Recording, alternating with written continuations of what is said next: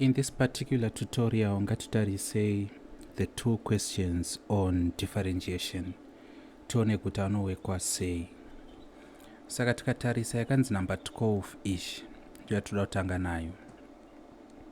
Zviri kunzi if y is equal to 2x squared plus 3 over x, prove that x squared, then the second derivative, that is d2y over dx2 plus x multiplying dy dx is equal to y. So taudzwa kuti y iri equal to 2x squared plus 3 over x. Kana iri question yekuprova, mofanga kuziva kuti kana tichida kuprova an equation inenge ine two parts. Tine the left hand side, kunova ku left. In our case ndiko kuna x squared d2y over dx squared plus x dy dx. Then tine right hand side kuna y. So when we are proving any equation, tinoselecta kana kuelecta kuti tikuda kutora side ripi kuti rinomecha nerimwe side. Saka the easier thing to do there, kana kuti the most rational thing to do, kuti the left hand side ive equal to the right hand side. If you are not understanding what I'm trying to explain, don't worry, you are going to see it in a moment. Sachekutanga chatinoita panapa, we are going to simplify this. Y is equals to 2x squared plus 3 over x. Takuinyora is y is equal to 2x squared over x plus 3 over x. If you tiri for ease of differentiating, uye tiri kungo distribute the common denominator. So I hope kuti muno understand zvataita hapo. Saka panapa x into x ndi 1, x into x squared ndi x, kureva kuti y ingeri equal to 2x dot plus, then inoito inyora is 3x to the power minus 1. Following the law of indices, inoti a to the power minus n is equal to 1 over a to the power n, which law I also hope you are well vested in. Saka tanyora yakadaro manje, tiri kuti tikatarisa zvatiri kuda kuprova pano, tina x squared d2y over dx2 plus x dy dx. Kureva kuti we need the first derivative and also the second derivative. Saka first derivative dy dx inenge ingori equal to, pekutanga the derivative of 2x ndi 2, then the derivative of 3x to the power minus 1 anenge minus 3 to the power x, then up it's minus 1 minus 1. Kureva kuti first derivative turikuwana 2 minus 3, then up it's x to the power minus 2. That's the first derivative.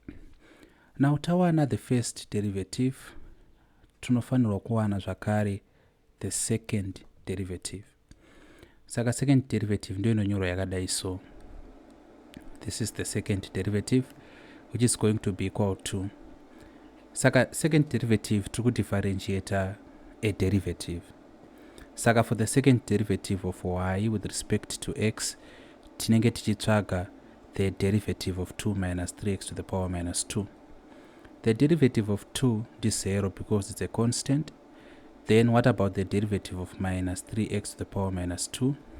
Inova minus 2 iriku multiplier 3x, but 3x yacho, in fact it's minus 2 iriku multiplier minus 3.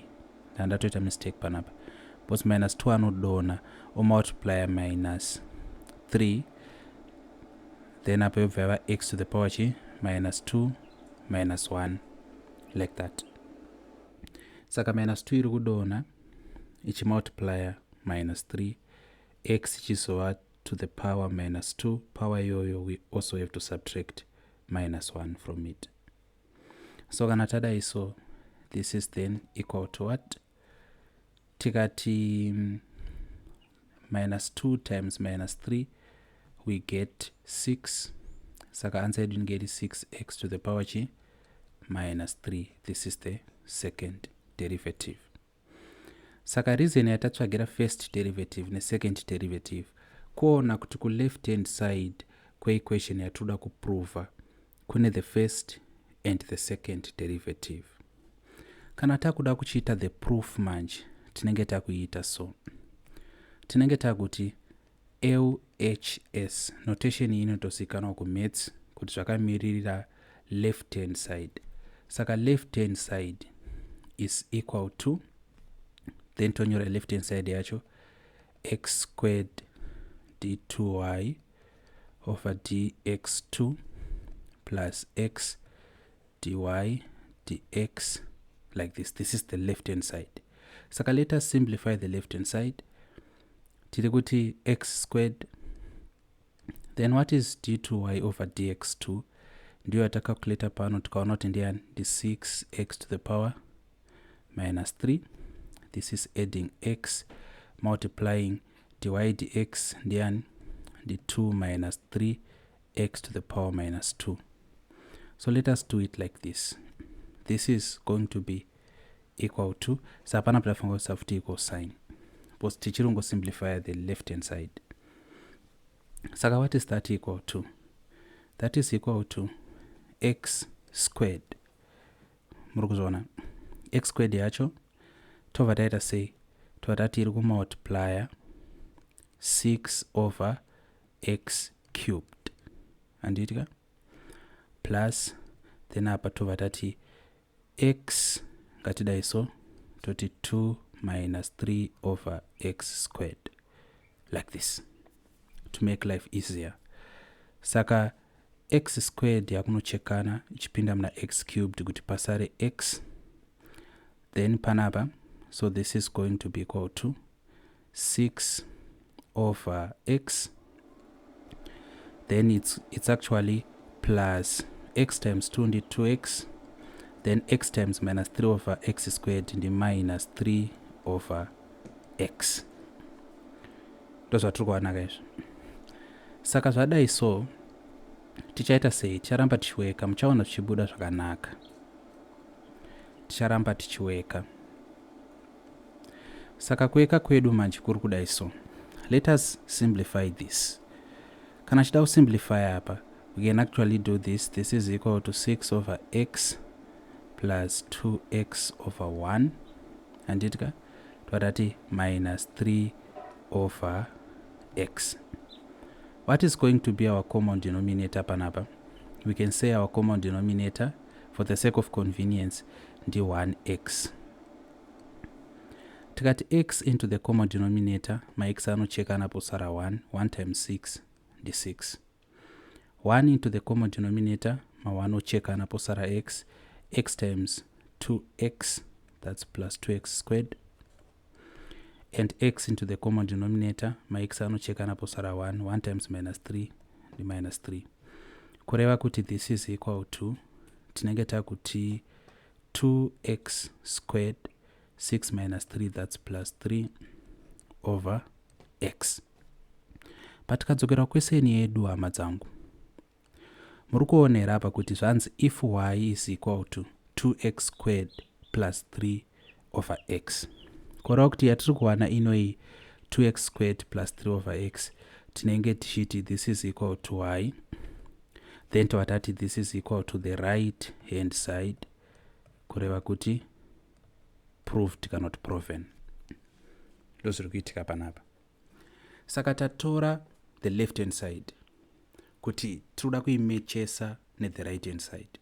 Saka tasolve the left hand side kubva kwese kunoku tatanga tatsvaka the first derivative, the second derivative, tikasubstitute the first and second derivative into the left hand side, tikaisolve kusvikira yatipa 2x squared plus 3 over x.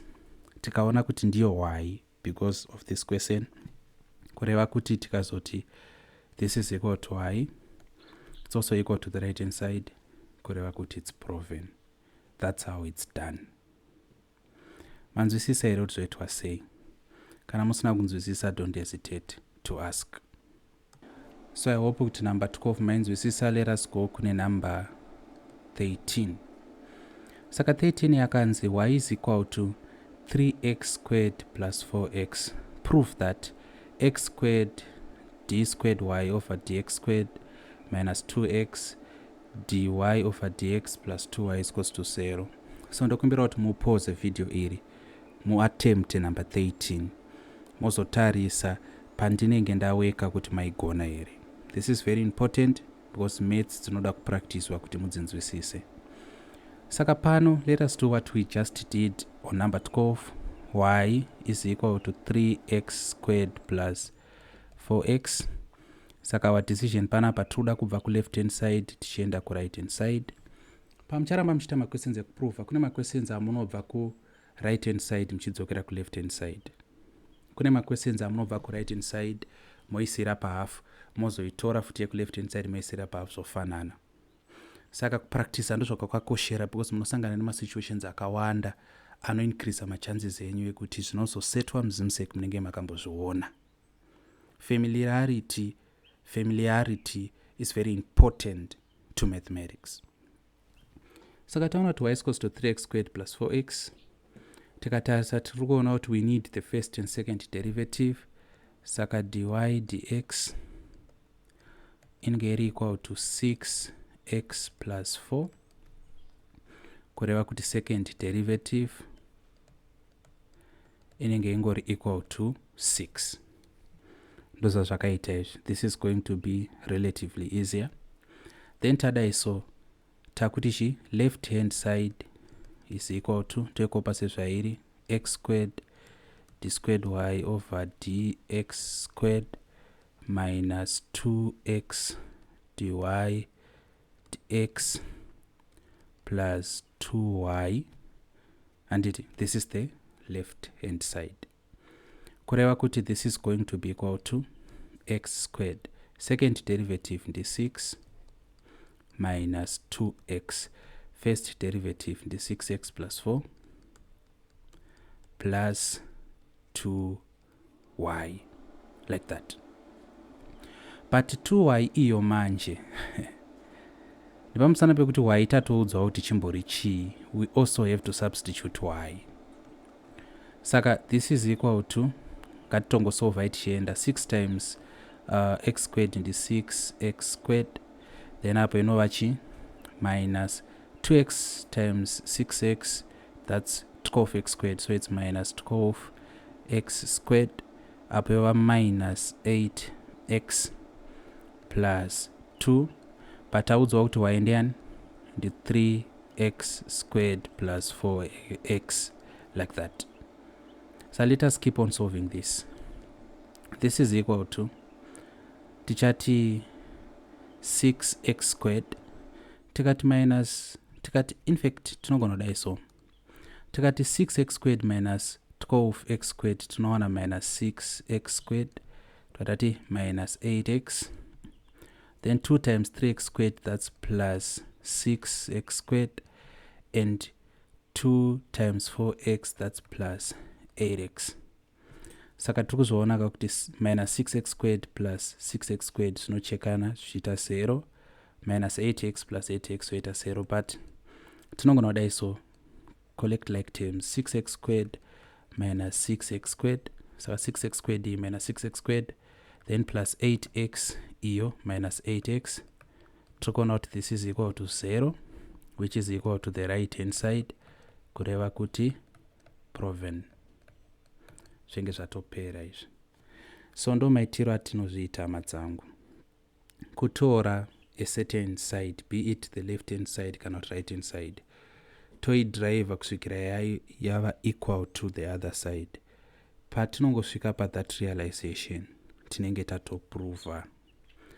If you want to talk to us for extra lessons or any other help, get to us on this WhatsApp number. Muzimbabwe, it's simply 071-521-3310. Otherwise, I hope you understood. Kana musina, don't hesitate to use the comments. Thank you, and muve zvakanaka.